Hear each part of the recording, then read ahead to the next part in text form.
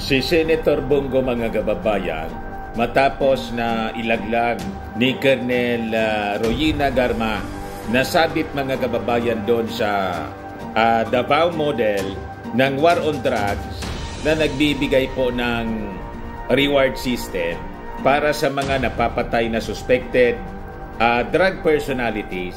Magsasagawa din daw sila, mga kababayan, sa Senado ng impartial investigations. Sinong magpapatawag kayo? Nagpapagang mga balita at pagtalakay sa mga isyu ng lipunan. Bulsa! Opinyon, banat at paglalantad sa katotohanan. Bulsa! What you see is what you get. You decide. Saka si Senator Bato, sinong maniniwala naman doon na magiging impartial yung investigasyon kung kayo mismo yung sabit, tapos kayo yung magpapatawag? Iimbestigahan ninyo yung sarili ninyo sa Senado? Sinong maniniwala sa inyo? Dito pa lang sa balita ng Manila Times, sabi rito, Go Defense Duterte's War on Illegal Drugs and call for an impartial Senate inquiry on the alleged human rights violations committed in executing the campaign against drug suspects. Dito pa lang po sa kwento ng Manila Times, wala nang maniwala sa inyo. Bakit po? Kayo mismo yung inginoso. Kayong dalawa ni Senator Bato de la Rosa, nilaglag ng mga witnesses. Pagkatapos kayo yung magpapaimbestiga sa Senado. Sinong niloloko ninyo? Tama po? But before ko, mga kababayan, ibigay sa inyo yung mga balitang yan at pag-usapan po natin, kasi sabi dito ng DOJ, magbibuild na daw sila ng kaso laban doon sa mga sangkot sa drug war. Si General Marbil, mga kababayan, nanawagan na rin sa mga dating PNP chief na linawin nila yung kanilang papel sa Duterte's drug war. Click subscribe muna po dito sa ating YouTube channel and hit the notification bell para lagi po kayong updated sa mga kaganapan dito sa ating bansa. Like and share na rin po ninyo ng ating video. At huwag na rin po ninyo na skip yung ating mga commercial ads para tuloy-tuloy lang ang pag-unlad ng bagong Pilipinas. Balikan natin, mga kababayan, yung ating kwento. Sa totoo lang po, panic mode na po sila. Tama itong analysis ni dating Senador Antonio Trillanes. Sabi ni Trillanes, once all-powerful Duterte crime family is now crumbling. Pabagsak na po sila lahat, pati yung kanilang politika, mga kababayan.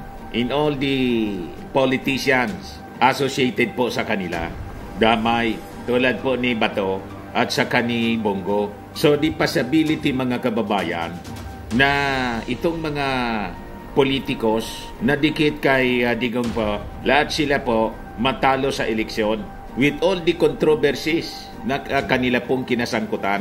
At pag nagising yung mga taga Davao, malamang ito yung first defeat na sasapitin, mga kababayan, ni Digong. At it will be painful kasi sa pagka-mayor pa, parang si Erap Estrada. Si Erap, panalong presidente, natanggal.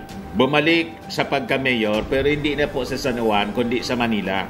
Tinalo ni Isko Moreno. So malamang sa malamang kung anong sinapit ni Erap, ganun din po ang posibleng sapitin ni Digong sa kamay po ni Carlo Nograles pag nagising na po yung mga taga Davao. At tingin ko, unti-unti na rin pong nagigising yung mga taga Davao. So sabi dito sa latest post sa Facebook, mga kababayan, ni Trillanes attributed the downfall of the Duterte family to God's plan, telling the public to wait and see how it unfolds. Yung sinasabi ko po na the writings on the wall are becoming clearer and clearer. Mene tekel o parsin, sabi po ni Daniel. Your days are numbered. The days of your kingdom are numbered. Tinimbang ka, ngunit kulang. Parang si Inday po. Mabilis yung pag-rise ni Inday to power. Mas mataas pa yung mas mataas pa po yung boto ni Inday kasi nga nakasakay sa popularity ni PBBM. Huwag kayong maniwala po na si Inday po nanalo. Ang balitang yan, click subscribe muna dito sa ating YouTube channel and hit the notification bell para lagi po kayong updated sa mga kaganapan dito sa ating bansa. Like and share na rin po ninyo ang ating video. At huwag na rin po ninyo na skip yung ating mga commercial ads para tuloy-tuloy lang ang pag-unlad ng Bagong Pilipinas. Sa mga nagana po ng malinis and spacious fitness gym, pumunta lang po kayo sa aming Colossal Fitness Gym. We also offer Grab Car Rental with our brand new 2023 model ng Toyota Innova. We also accept booking for those who are planning to travel via PAL, Cebu Pacific, and other airline companies, local and international, and bills payment for Meralco Bills, Aleco Bills, PLDT, etc.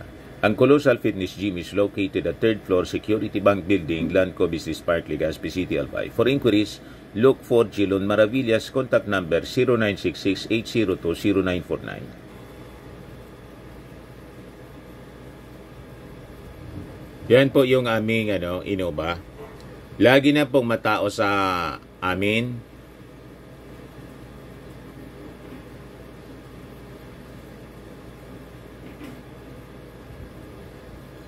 Yan po mga bagong clients namin. Napakaganda at colorful at napakalinis ng aming gym po. Pati mga foreigners po pumupunta sa amin, mga British tourist po sila dito sa Legazpi. Na-set up na rin po yung aming mga brand new gym equipment.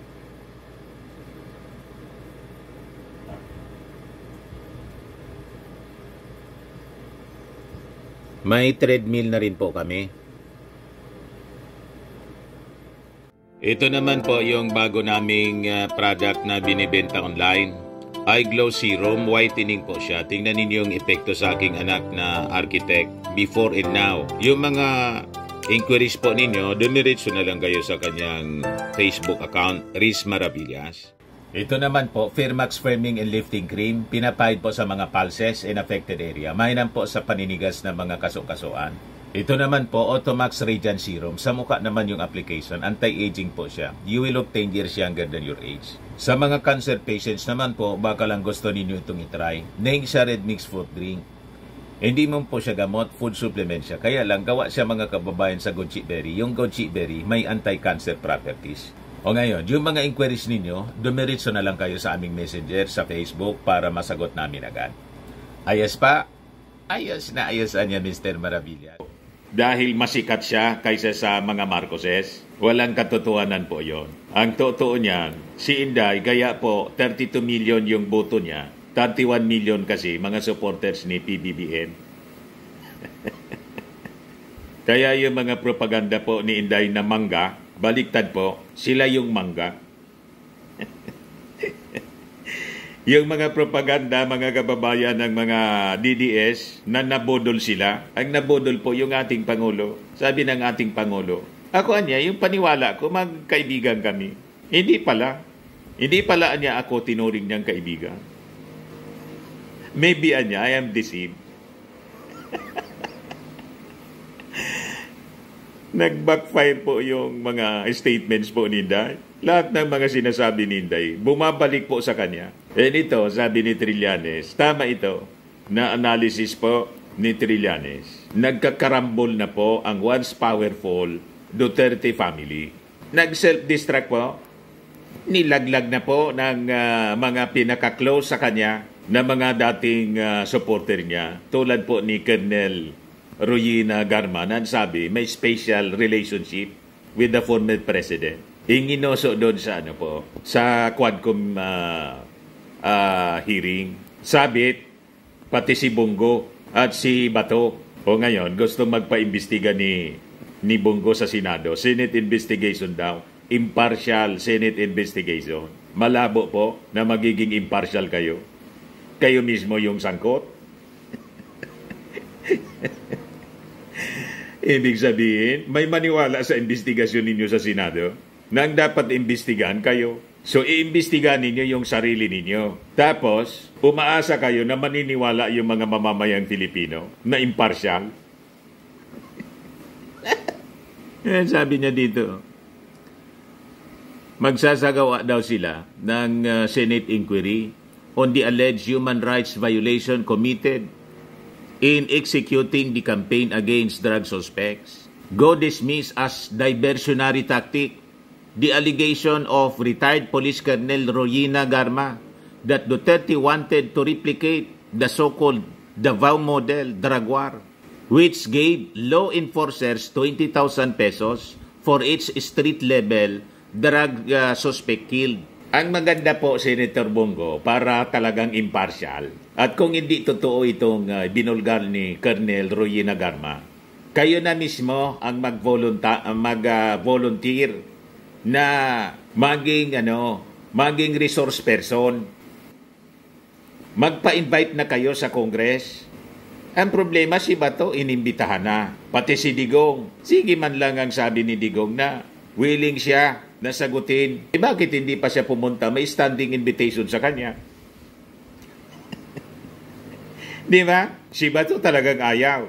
Hindi daw siya pupunta. Lalo magdududa yung ating mga mamamayang Filipino. At yung duda na yon ng ating mga kababayan, as you are being accused, you are being implicated in the congressional inquiry ng Quadcom, ng mismong mga dikit sa inyong personalities, dati ninyong mga kasama, tulad ni Royina Garma, it will damage your political career and your bid for re-election. Pag hindi ninyo ito pinaliwanag ng maayos, itong gagawin ninyo, yung plano ninyong impartial investigation, wala man yang sa Senado, wala mang maniniwala dyan. Iisipin ng mga tao, self-serving. Saan ka nakakita na kayo yung isinasangko tapos kayo yung magpapaimbestiga sa sarili ninyo?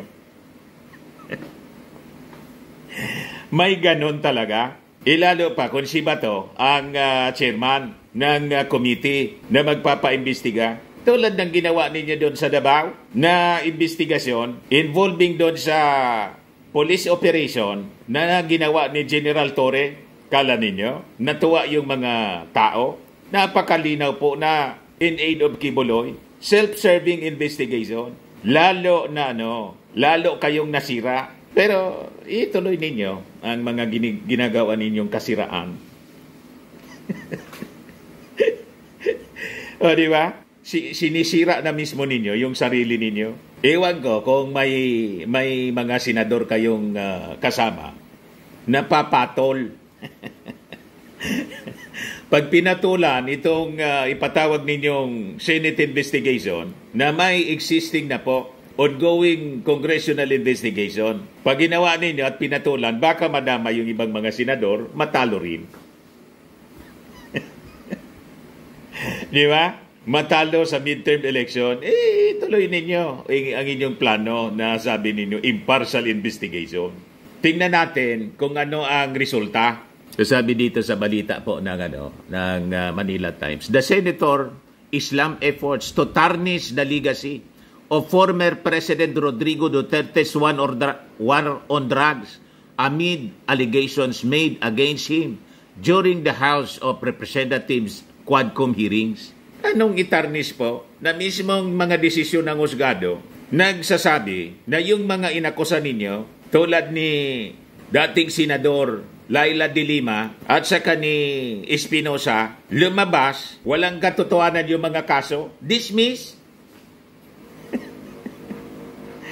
So ang ibig sabihin, gawa-gawa, walang matibay na ebidensya. So doon pa lang mga kababayan, yung sinasabi ninyong kasiraan, ang ibig sabihin, walang base na tinarnish yung reputasyon ng war on drugs ng dating Pangulong Digong. Yung kasiraan na sinasabi ninyo, siyang may gawa.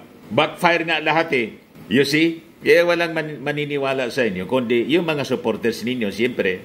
Pero yung general public, walang maniniwala na itong quad investigation, gusto lang siraan yung previous administration. Gustong siraan yung mga Duterte. Kasi sa totoo lang, ginagawa itong Quadcom investigation kasi yung mga mali na nagawa during the previous administration, gusto lang nilang itama. yung ating mga congressmen, they are representative of the people. They have that mandate. May mga complainants po. At hindi po maari na yung mali, magbubulag-bulagan na lang ang ating mga congressmen. Di ba may kasabihan po tayo mga kababayan? Evil triumphs because good men do nothing. So hindi po maari na mamikit ng mata, magbulag-bulagan na lang po ang ating mga congressmen.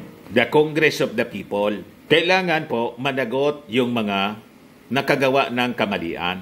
Tama po? Sasabi dito po, in a statement, go underscore the public's right to truth in fairness, but at the same time, defended the integrity of Duterte's administration and his role during that period. Gawin ninyo yung pag-defend ng kanyang reputasyon, ng kanyang integrity, hindi sa pamamagitan ng pagpapalabas ng statement sa media. Gawin ninyong official. You submit your defense in Congress kasi sila yung gumagawa ng investigasyon, nagsasagawa ng investigation. So kayong tatlo na pangalanan kayo, si Digong, si Bato at kayo, sabay-sabay dapat kayong humarap in Congress para ma-cross-examine kayo. You confront Royina Garma na nagsasabi, galing sa inyo po yung pondo. Diba? He said, combating illegal drugs and crime was the cornerstone of Duterte's campaign. That led to his presidential victory in 2016. Wala man pong masama na labanan yung droga, kahit nga yung itong present administration, nilalabanan po yung droga. Pero pwede pala, sabi ng ating Pangulo, na magkaroon tayo ng war on drugs na bloodless, walang namamatay. Ginagawa na niya ngayon. Effective siya. Walang human rights violation. Pasalamat nga kayo, binibigyan kayo ng pagkakataon na makapagpaliwanag. Pero yung mga suspected drug peddlers, drug lords, nabigyan ba sila ng pagkakataon? Tulad ng mga batang nadamay? Tulad ni Kian de Los Santos, hindi man lang sila nabigyan ng pagkakataon na matanong.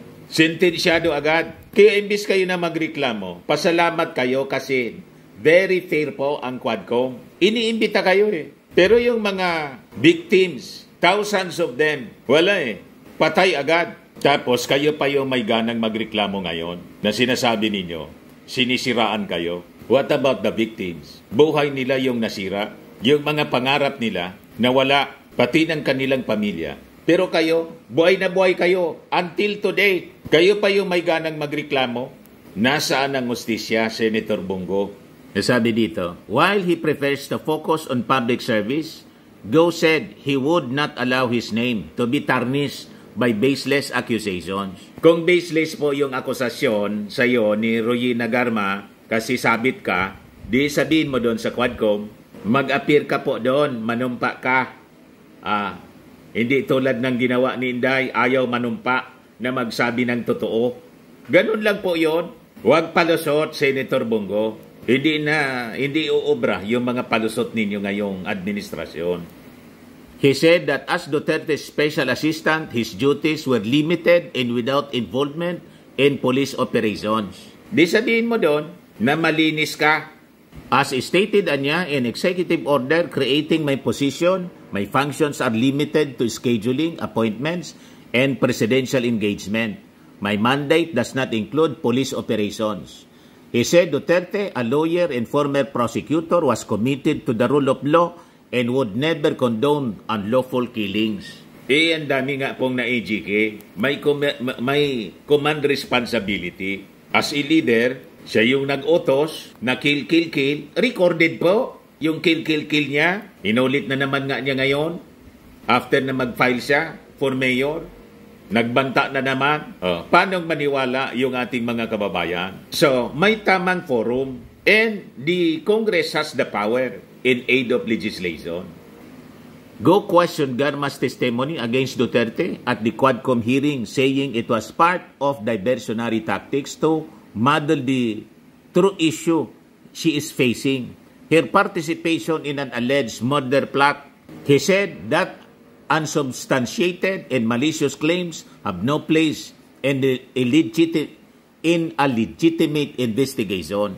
I would strongly encourage the Senate to conduct an impartial investigation on this allegation, sabi po ni Go. Ituloy po ninyo, di ipatawag ninyo sa Senado si Garma in all the resource persons na iniimbestiga ngayon sa Congress. Gawin ninyo, tingnan natin kung alin yung credible investigations na paniniwalaan ng ating mga mamamayan. Yung Senate investigation or Quadcom investigation. Ngayon pa nga lang po, sa issue ng Pogo, mas na-appreciate ng mga kababayan natin yung congressional investigation ng Quadcom. Kasi comprehensive siya at magagaling, mas magagaling yung mga nagtatanong na mga congressmen. Doon sa Senado po, ang ma-appreciate mo lang na nagtatanong na may laman, si Risa Ontiveros, tapos si Gatchalian. The rest po, parang nag-uusap po sa palengke. Nagsisigawan. Lalo si Bato. Pag nagtanong si Bato, tapos si Jingo Estrada, turn off ka? Sayang pasweldo po. Pero pag pinakinggan mo po, mga kababayan, yung mga congressmen sa kanilang pagtatanong, makikita ninyo ang lalim at substance sa kanila pong pagtatanong sa mga witnesses. At mahinahon yung ating mga congressmen. Walang drama. Makikita ninyo kung sino yung matatalino. Itong marami sa ating mga member sa Quadcom, ito dapat yung nasa Senado. Yung mga nandyan sa Senado, dapat sa barangay lang po. Grabe ka naman niya, Mr. Maravillas. Parang ang mga kagawad lang sa barangay, pag pinakinggan mo.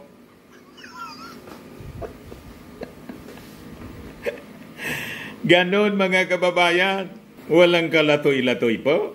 O ngayon, balikan natin yung sinasabi ni Trillanes. Sabi ni Trillanes, if you have the patience anya to wait, eventually, you'd see how God's plan unfolds. The once all-powerful Duterte crime family is now crumbling right before our eyes. Congrats the Quadcom, sabi po ni Trillanes sa kanyang Facebook post.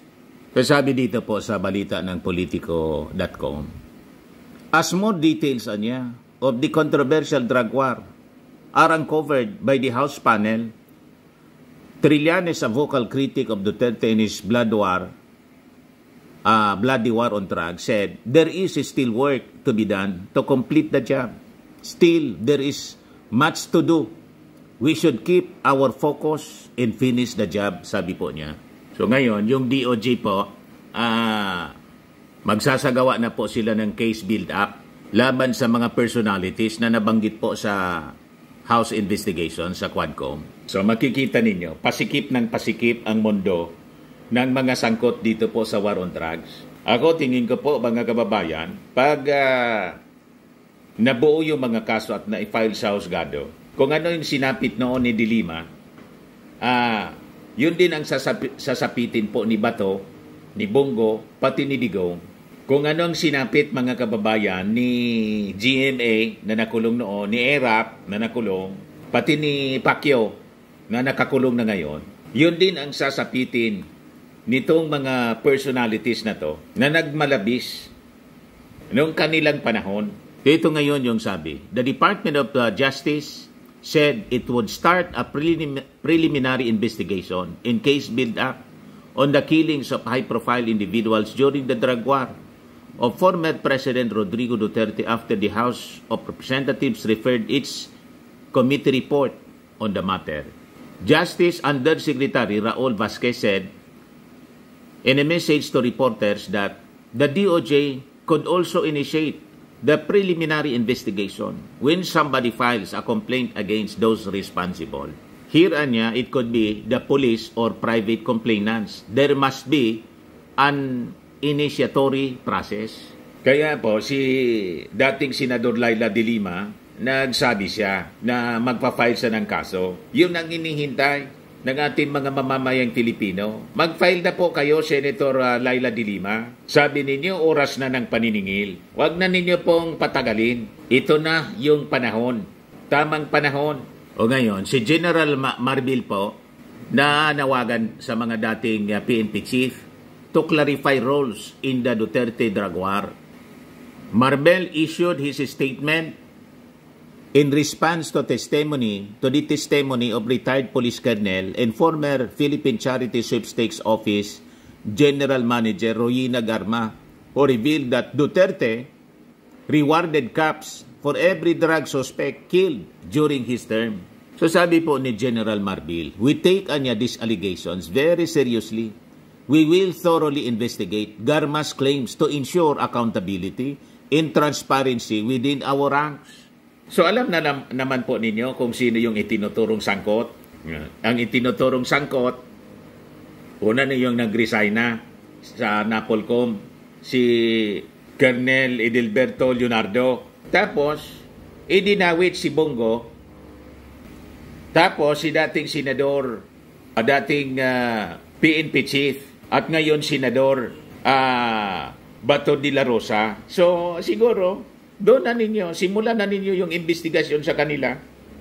Si Bato, dating siya mismo yung chief enforcer. Idamay na ninyo kasi ang lahat ng ito, ang nag-utos talaga si Digong. O di-imbestigahan na ninyo si Digong. Siguro, kausapin na ninyo. Kung kailangan ninyo ng private complainant talaga, kausapin na ninyo si Laila de Lima. Kasi sabi, magpa-file daw siya ng kaso. O doon ninyo, simulan. Kasi di ba, you're looking for initiator, private initiator. O, privado na si, ngayon, si Laila de Lima. Wala na sa gobyerno, although kandidato siya sa ML party list. Pero right now, hindi na siya taga-gobyerno. Tama ba?